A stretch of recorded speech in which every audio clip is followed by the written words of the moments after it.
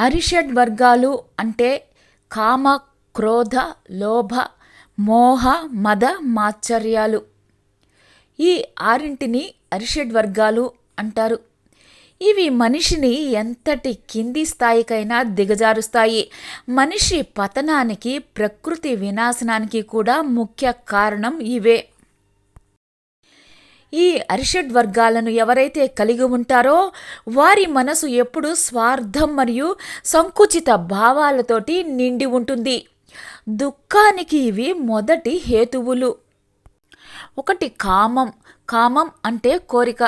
ఇది కావాలి, అది కావాలి అనే తాపత్రయపడడం, అవసరాలకి మించిన కోరికలు కలిగి ఉండడం.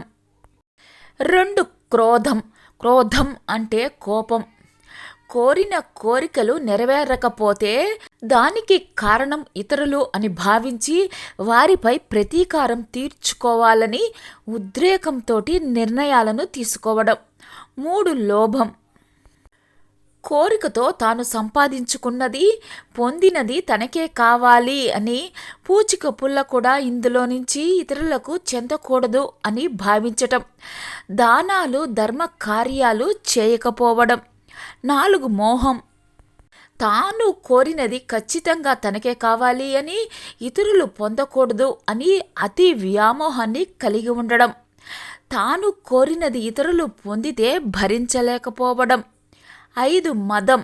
మదం అంటే అహంకారం. ఇది తాను కోరిన కోరికలన్నీ తీరటం వల్ల అది తన గొప్పతనమేనని గర్విస్తూ ఎవ్వరినీ లెక్క చేయకపోవడం, మరెవ్వరికి ఈ బలం లేదు అని భావించటం. 6 మాత్సర్యం.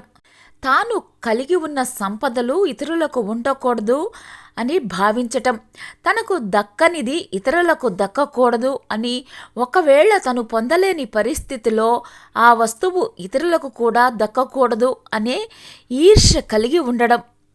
అరిషడ్ వర్గాలను మనం అదుపులో ఉంచితేనే అనుకున్న స్థాయికి చేరగలుగుతాము.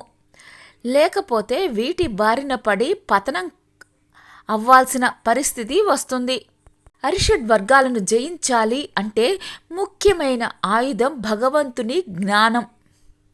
ఆ దేవదేవుని జ్ఞానాన్ని ఎప్పుడు పొందుతామో అప్పుడు అరిషడ్ వర్గాలు అన్నీ మన మనస్సు నుంచి సర్వం నశించిపోతాయి.